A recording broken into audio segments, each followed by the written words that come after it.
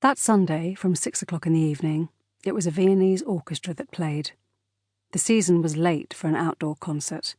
Already leaves were drifting onto the grass stage. Here and there one turned over, crepitating as though in the act of dying, and during the music some more fell. The open-air theatre, shelving below the level of the surrounding lawns, was walled by thickets and a few high trees. Along the top ran a wattle fence with gates. Now the 2 gates stood open. The row of chairs down the slope, facing the orchestra, still only filled up slowly. From here, from where it was being played at the base of this muffled hollow, the music could not travel far through the park. But hints of it, that did escape, were disturbing. From the mound, from the rose gardens, from the walks round the lakes, people were being slowly drawn to the theatre by the sensation that they were missing something. Many of them paused in the gateways, doubtfully. All they had left behind was in sunshine, while this hollow, which was the source of music, was found to be also the source of dusk. War had made them idolize day and summer. Night and autumn were enemies.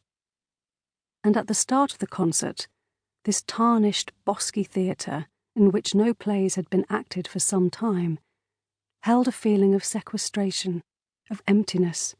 The music had not had time to fill. It was not completely in shadow. Here and there blades of sunset crossed it, firing branches through which they travelled, and lay long ranks of chairs and faces and hands. Gnats quivered, cigarette smoke dissolved. But the light was so low, so theatrical, and so yellow, that it was evident it would soon be gone. The incoming tide was evening, glass-clear darkness in which each leaf was defined, already formed in the thicket behind the orchestra, and was the other element of the stage. The Sunday had been brilliant, without a stain of cloud. Now, the burning turquoise sky of the afternoon began to gain in transparency, as it lost colour. From above the trees round the theatre there stole away not only colour, but time, music. The waltzes, the marches, the gay overtures now began to command this hourless place. The people lost their look of uncertainty. The heroic marches made them lift up their heads. Recollections of opera moulded their faces into unconscious smiles, and during the waltzes women's eyes glittered with delicious tears about nothing. First note by note, drop by drop, then steadily the music entered senses, nerves and fancies that had been parched. What first was a mirage strengthened into a universe for the shabby Londoners and the exiled foreigners sitting in this worn glade in the middle of Regent's Park. This Sunday on which the sun set was the first Sunday of September, 1942.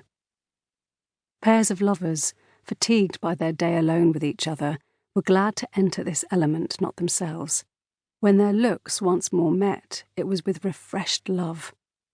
Mothers tired by being mothers forgot their children as their children forgot them. One held her baby as though it had been a doll. Married couples who had sat down in apathetic closeness to one another could be seen to begin to draw a little apart, each recapturing some virginal inner dream. Such elderly people as had not been driven home by the disappearance of sun from the last chair fearlessly exposed their years to the dusk, in a lassitude they could have shown at no other time. These were the English. As for the foreigners, some were so intimate with the music that you could feel them anticipate every note. Some sat with eyes closed, others, as though aroused by some unbearable movement inside the breast, glanced behind them or quickly up at the sky. Incredulity, as when waking up from a deep sleep, appeared once or twice in faces, but in most of them, as they continued to sit and listen, stoicism only intensified. A proportion of the listeners were solitary, and of the solitary, those who came every Sunday by habit could be told from those who had come this Sunday by chance. Surprise at having stumbled upon the music was written on the faces of first-timers. For many, chiefly the concert was the solution of where to be. One felt eased by this place, where something was going on. To be sitting packed among other people was better than walking about alone.